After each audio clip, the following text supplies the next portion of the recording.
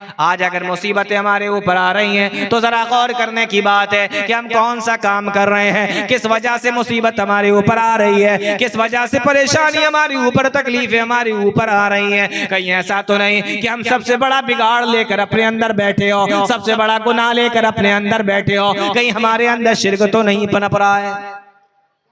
अपने ऊपर जरूर गौर और फिक्र कर लीजिएगा। आज ना हमें अपनी फिक्र है ना अपने घर वालों की फिक्र है, लेकिन कुरान करीम उठाकर देखो, जो अल्लाह के नेक बंदे होते हैं उनको अपनी भी फिक्र होती है, अपने कौम की भी फिक्र होती है, अपने घर वालों की भी फिक्र होती है। कहीं मेरी औलाद शिर्क तो नहीं कर रही है, कहीं मेरी औलाद शिर्क के अंदर मुब्तला ना हो जाए। बच्चों की तौहीद की फिक्र कौन करेगा?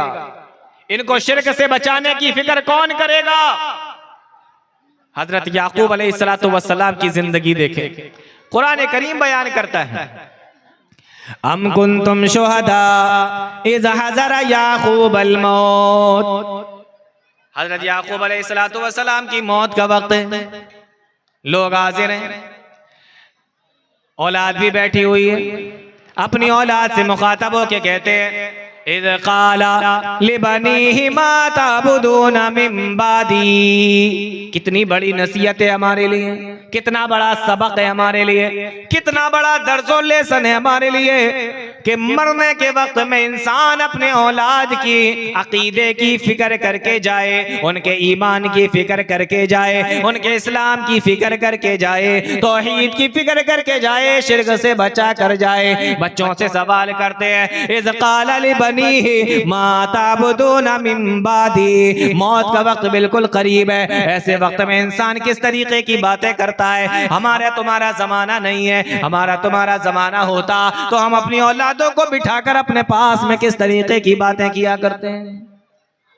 जरा गौर करके देखो, हमारे यहाँ भी लोग मरते हैं, किसी की मौत 70 साल की उम्र में आ रही है, कोई 80 साल की उम्र में जा रहा है, कोई 60 साल की उम्र ही में दुनिया छोड़ के चला जाता है। जवान भी जाते हैं, बूढ़े भी जाते हैं, बच्चे भी जाते हैं, औरतें भी जाती हैं, लेकिन क्या मरते वक्त हमारा क्या हासिल होता है, हमारा क्या नतीजा होता है, हम क्या बताते हैं, हमारी नसीहतें क्या होती हैं। हज़रत याकूब अलैहिस्सलातु वस्सलाम अपने बच्चों को बिठाकर उनकी तौहीद की फिक्र करते हुए जा रहे हैं, उनके अकीदे की फिक्र करते हुए जा रहे हैं। सवाल करते हैं, इज़ क़ाला लिबनीहि मा ताबुदूना मिन बादी। ओ मेरे बच्चों बताओ, जब तक मैं तुम्हारे दरमियान में रहा तुम एक अल्लाह को मानते रहे, उसकी इबादत करते रहे, तौहीद को मानते रहे, लेकिन जब मैं दुनिया से चला जाऊंगा, ओ मेरे बच्चों कहीं अल्लाह के साथ में शिर्क ना करने लगना, उसकी तौहीद को भूल न जाना,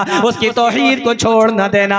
आज हम अपने बच्चों की कितनी फिक्र करते हैं, हम अपनी जिंदगी में कितनी फिक्र करते हैं, मौत के वक्त में कितनी फिक्र करते हैं। आज मेरे भाइयों, हमारे बच्चे भी हैं, कॉन्वेंट में पढ़ने के लिए जाते हैं, सरकारी स्कूलों में पढ़ने के लिए जाते हैं, प्राइवेट स्कूलों में पढ़ने के लिए जाते हैं, वह हर तरीके की तालीम हमारे बच्चे को दी जाती है, और हम अपने बच्चों को दीनी तालीम नहीं दिलाते, हम उनको अकीदा नहीं बताते, हम उनको शिर्क से नहीं डराते, हम उनको तौहीद नहीं बताते। तो बताओ मेरे भाइयों, हमारे बच्चों के अंदर दीन कहां से आएगा, कहां से सीखेंगे?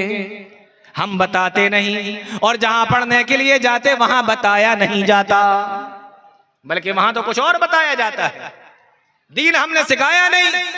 और जहां जा रहे हैं पढ़ने के लिए वहां कुफ्र और शिर्क ही सिखाया जा रहा है, कुफ्र और शिर्क ही बताया जा रहा है। अल्लाह के बंदो, ये हमारे बच्चे जब बड़े होंगे तो कहां से इनके अंदर ईमान होगा, कहां तौहीद होगी, कहां इनका अकीदा होगा। फिर शिकायत होती है कि मौलवी साहब बच्चे हमारी बात नहीं मानते। आपने तरबियत किस तरीके से की है अपने बच्चों की, सबसे पहले यह समझने की जरूरत है।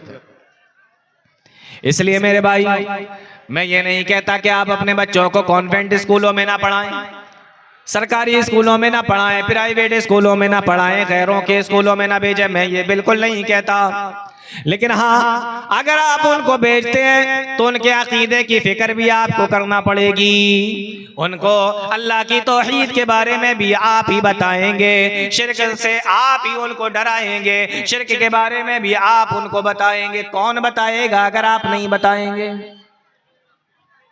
घरों के माहौल देखो, मर्दों के अकीदे बिगड़े हुए हैं, औरतों के अकीदे बिगड़े हुए हैं, तो बच्चों के अकीदे कहां से ठीक होंगे? और ये सबसे बड़ी चीज है, इसके बगैर गुजारा ही नहीं। आप दुनिया भर के नेक अमल करके अल्लाह के यहां चले जाएं, लेकिन अगर आप तौहीद वाले नहीं हैं, अकीदा आपका दुरुस्त नहीं है, वो सारे के सारे अमाल वक़दिमना इला मा अमिलू मिन अमलिन फजअलनाहु हबाम मंसूरा, अल्लाह ताला रेत के ज़र्रों की तरह उनको उड़ाकर फेंक देगा। अकीदे की फिक्र कीजिए, तौहीद की फिक्र कीजिए, ये बड़ी अहम चीज है। तो याकूब अलैहिस्सलातु वस्सलाम अपने बच्चों को समझा रहे हैं, क्या कहते हैं? मा ताबुदूना मिन बादी, मेरे बाद यानी दुनिया से चले जाने के बाद तुम इबादत किसकी करोगे? बच्चे भी कितने समझदार थे। ऐसे बच्चे अपने माँ बाप की आंखों की ठंडक होते हैं, उनके कलेजे का सुकून होते हैं। याकूब अलैहिस्सलातु वस्सलाम की औलाद है, जवाब देते हैं कालू नाबुदु इलाहका व इलाहा आबाइका इब्राहीम व इस्माईल व इसहाक इलाहन वाहिदा। ओ मेरे अब्बा परेशान न हो, ओ मेरे अब्बा परेशान न हो, नाबुदु इलाहका, हम उसी अल्लाह की इबादत करेंगे जिसकी इबादत तुम करते हो, हम उसी अल्लाह की इबादत करेंगे जो तुम्हारा भी रब है, हमारा भी रब है, जो इब्राहीम का भी रब है, इस्माइल का भी रब है, इसहाक का भी रब है, सारे जहानों का रब है, हम उसी की इबादत करते रहेंगे। ये है अपने औलाद के बारे में फिक्र करना। हमारे यहाँ देखें फिक्र क्या होती है मौत के टाइम, फलां को बुलाओ, फलां को बुलाओ, सब इकट्ठा हो गए। इकट्ठा होने के बाद फलां जमीन तेरे नाम,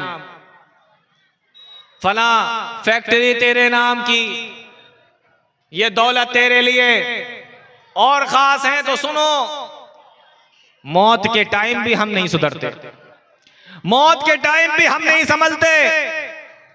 देख तेरे चचा से मैंने जिंदगी बर्बाद नहीं की है, तू भी बात नहीं करेगा, ये समझा रहे हैं। ये हमारी नसीहतें होती हैं मौत के टाइम अपनी औलादों को। तेरी फुप्पी है ना, वो अपना हिस्सा मांगने के लिए आई थी, मैंने उससे बोलचाल बातचीत सब कुछ बंद कर दिया है। अगर तू अपने बाप की औलाद है तो जिंदगी भर तू उससे बात नहीं करेगा। ये हम मौत के टाइम समझाते हैं, अल्लाह हमें माफ फरमाए। ये है हमारी हालतें। तो सबसे पहले अगर हमें बच्चे की फिक्र करना है, इसलिए उलमा ने लिखा है कि जब घर के अंदर बच्चा पैदा हो और थोड़ा सा भी अगर उसको बोलने का सलीका आ जाए और थोड़ा सा भी तोतली जबान से जब बोलने की वो कोशिश करे, तो सबसे पहले उसको ला इलाहा इल्लल्लाह सिखाओ, सबसे पहले उसको ला इलाहा इल्लल्लाह बताओ। कभी कभी अकल हैरान रह जाती है कि इंसान जब दुनिया के अंदर आ रहा है और बोलना सीख रहा है तो सबसे पहले इस्लामी तालीम ये क्यों दी जा रही है कि उसे ला इलाहा इल्लल्लाह सिखाओ। तो जवाब ये मिलता है क्योंकि ये इसलिए कि जब ये इंसान बना भी नहीं था उस वक्त भी अल्लाह ताला ने अलस्तु बिरब्बिकुम और कालू बला शहीदना कहकर यही सिखाया था, क्या मैं तुम्हारा रब नहीं हूं? आदम की पीठ पे हाथ फेरा तो जवाब क्या था? कालू बला शहीदना, हाँ परवरदिगार तू ही हमारा रब है। तो जब इंसान भी नहीं बना था तब यही जब सवाल था उसका और यही जवाब था। और जब दुनिया के अंदर आया तो सबसे पहले ला इलाहा इल्लल्लाह सीखा। और कुर्बान जाओ प्यारे नबी सल्लल्लाहु अलैहि वसल्लम पे। अल्लाह के नबी फरमाते हैं कि मन काना आखिरु कलामिही ला इलाहा इल्लल्लाह, इंसान दुनिया से जाते वक्त भी उसका आखिरी अल्फाज अगर ला इलाहा इल्लल्लाह हो गया तो दखलल जन्नह, उसको जन्नत में दाखिल कर दिया जाएगा। तो पहला जुमला भी ला इलाहा इल्लल्लाह, आखिरी जुमला भी ला इलाहा इल्लल्लाह। ये तौहीद इतनी प्यारी चीज है और शिर्क इतनी खतरनाक चीज है, आप अंदाजा करें। तो सबसे बड़ी चीज, सबसे बड़ी खराबी हमारे मुआशरे के अंदर शिर्क की। बात को मैं अपने समेट रहा हूं। कितनी बड़ी खराबी है। प्यारे नबी सल्लल्लाहु अलैहि वसल्लम के एक साथी हैं जिनका नाम है हजरत सुहैब रज़ी अल्लाह ताला अन्हु। गौर से सुनिए मुसलमानों, प्यारे नबी सल्लल्लाहु अलैहि वसल्लम के एक साथी हैं जिनका नाम है हजरत सुहैब रज़ी अल्लाह ताला अन्हु। मक्का के अंदर रहते हैं, मक्का वाले मुसलमानों को सता रहे हैं, परेशान कर रहे हैं।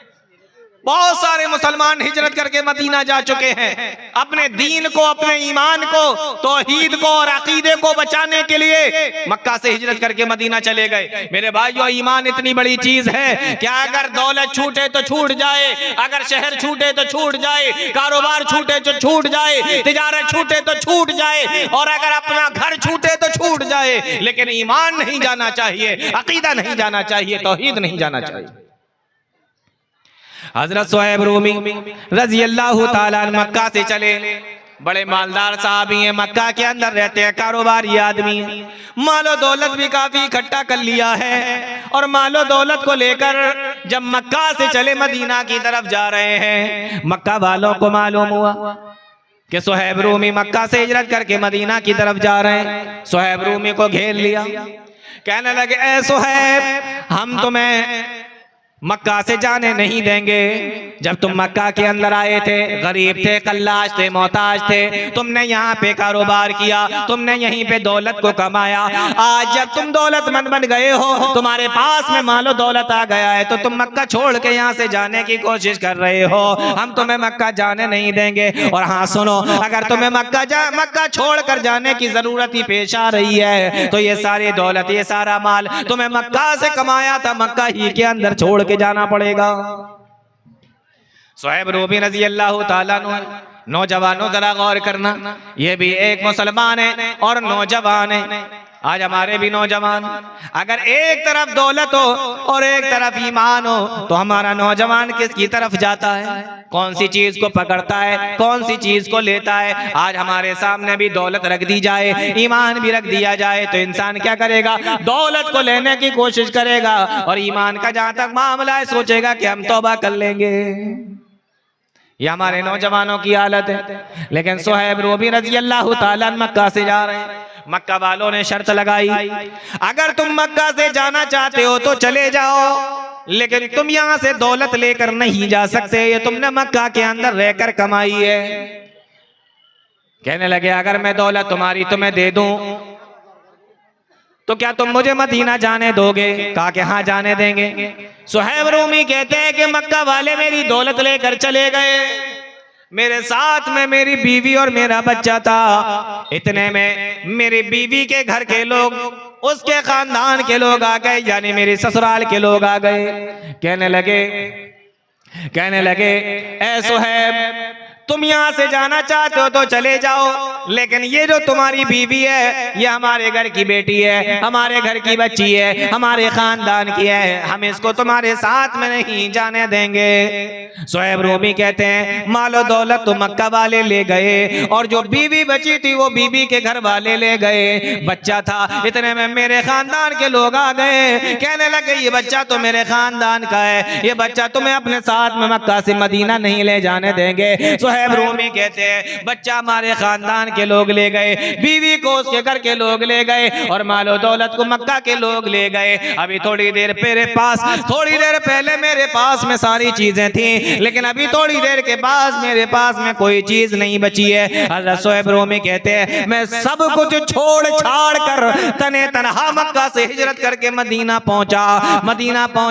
अल्लाह के नबी सल्लल्लाहु अलैहि वसल्लम के पास जब मदीना के अंदर मस्जिद नबी के अंदर पहुंचा, सुहैब रूमी कहते हैं, अल्लाह के नबी मस्जिद नबी के अंदर मौजूद थे। सुबह फजर की नमाज का वक्त था। जब मैं मस्जिद नबी के अंदर पहुंचा और अल्लाह के नबी सल्लल्लाहु अलैहि वसल्लम से जाकर मुलाकात की, और हिजरत के वक्त में जो जो वाकया मेरे साथ में पेश आया था, मैंने सारा का सारा मामला अल्लाह के नबी सल्लल्लाहु अलैहि वसल्लम को जाके बता दिया। अल्लाह के नबी, दौलत भी चली गई, औरत भी चली गई, बच्चा भी मुझसे छिन गया, सबको छोड़ कर आया हूँ। अल्लाह के नबी सल्लल्लाहु अलैहि वसल्लम ने फरमाया, लेकिन ऐ सुहैब, अपने ईमान को बचा के लेके आए हो, तौहीद को बचा के लेके आए हो, अकीदे को बचा के लेके आए हो। कहा अल्लाह के नबी ईमान तो बचा लाए। प्यारे नबी सल्लल्लाहु अलैहि वसल्लम ने फरमाया, ऐ सुहैब तो समझ लो तुम सब कुछ बचा के लेके आए हो, सब कुछ तुमने अपना बचा लिया है, अगर तुमने अपना ईमान बचा लिया है।